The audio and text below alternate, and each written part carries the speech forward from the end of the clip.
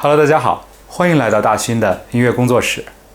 我们今天来讲耳虫现象。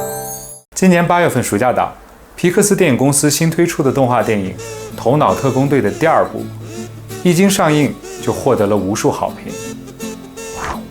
在2015年上映的该系列第1部动画电影中，有一个很有趣的片段，可以用来介绍我们今天要讲的主题。大家先别着急，我先给没有看过这个影片的朋友简单的介绍一下这个片段的故事背景。电影的主角是女孩莱莉，她和我们普通人一样，会随着自己年龄的增长，逐渐的去淡忘一些残存在我们脑海中的旧时的记忆。在这部电影中，有一些很好的比喻，就是把遗忘这件事情更加具象化。首先，他把一些好的或者不好的记忆片段比作一个个核心记忆球，而这些记忆球会随着时间的推移逐渐褪色，也就代表着这些回忆会被我们逐渐的忘记。这个时候，有趣的就来了，就是在莱莉的脑海里始终有一颗记忆球，可能永远都不会褪色，或者永远都不会被她忘记。你知道它是什么吗？ This one will never fade. Triple that gum. We'll make it mine. The song from the gum commercial.哎，没想到吧，竟然是这首很有魔性的口香糖广告神曲。莱莉的其他记忆可能都已经模糊不清，但是唯独这条广告却在她的脑海里播放了成千上万次。 Plays in Riley's head over and over again, like a million times. 哎，朋友们，你们也回忆一下，在你们的平时生活中，是否有过和莱莉比较相似的经历呢？就是在不知不觉的情况下，会被一些广告歌曲或者网络神曲给疯狂洗脑了呢？比如，旋律取材于美国作曲家斯蒂芬·福斯特创作于1847年的乡村民谣所改编的广告神曲《蜜雪冰城》。你爱我，我爱你，蜜雪冰城甜蜜蜜。你爱我。 2021年的夏天，这首广告歌曲在网络上一夜爆红，它以病毒式的裂变席卷了当时的中文互联网。仅仅4个平台，这首歌曲累计的播放量就超过了20亿次之多，也帮助了这个餐饮品牌在1年之内带来了数十亿的直接收入。而直到现在，它仍然是广告界的神话之一。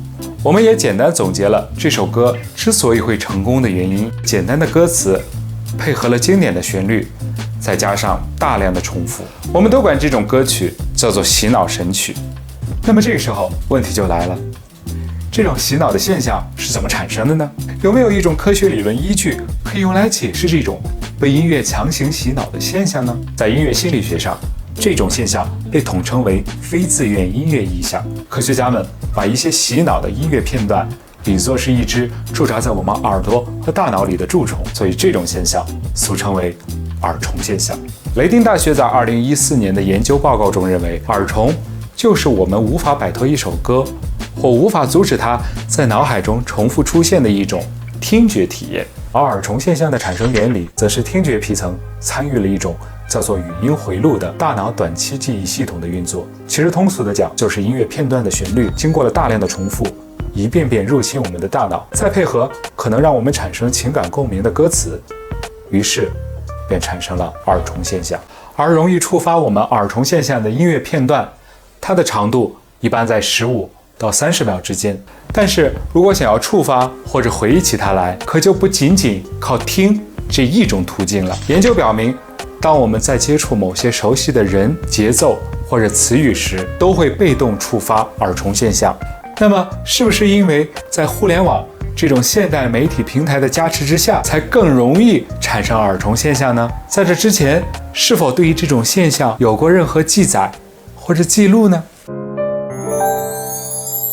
其实 earworm 耳虫这个词产生于100多年前，源于德语术语中的 Ohrwurm。不过在200多年前的19世纪，就已经有一些文学作品开始描述这种现象了。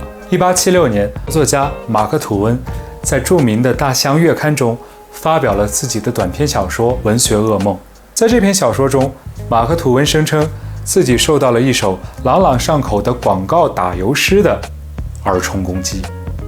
事情是这样的一篇刊登在报纸上的像顺口溜一样的广告诗，引起了马克·吐温的注意。开始，他觉得押韵的诗歌非常有趣，于是就朗读了起来。但是在读了几遍之后，他惊讶地发现，这首诗竟然开始在自己的脑袋里循环播放，会不受自己控制的脱口而出。几个小时之后，他感觉自己的大脑都快被这首歌给侵占了，自己的精力完全没办法高度集中。于是他就把这样的经历立刻记录了下来。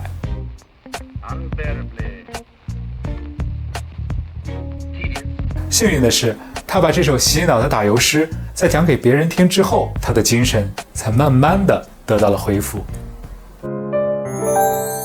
就像我们刚刚所描述的那样，耳虫现象可能是一种很轻微的，有点类似于病毒传播式的一种听觉体验。但是科学家们则认为，耳虫则是一种对人身心健康会造成影响的心理疾病。2016年2月，英国普通外科杂志的一篇期刊发现，耳虫现象在一般人群中十分常见，通常可能伴随着卡住或强迫性思维。对于患有强迫症 OCD 或者患有创伤后应激综合症 PTSD 的患者来说，会造成心理上的影响。它可能会导致患者精神上的虚弱、幻听、偏头痛或者回声症等一系列的病症的出现。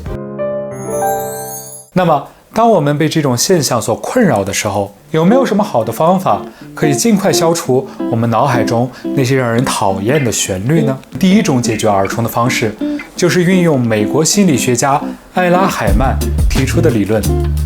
他认为，既然音乐片段不容易被消除，那么我们就可以运用一整首歌从头到尾很完整的听一遍，去弥补大脑自行创作歌曲的缺陷，从而消除耳虫。同时，他还建议在听完一整首歌曲之后，尽量去避免太简单或太复杂的脑力活动。之后，任何会使你走神、放空的活动都会触发耳虫现象。另一种消除耳虫的方法，在视频开头的动画电影中已经给出了足够多的暗示，你可能都想不到，那就是嚼口香糖。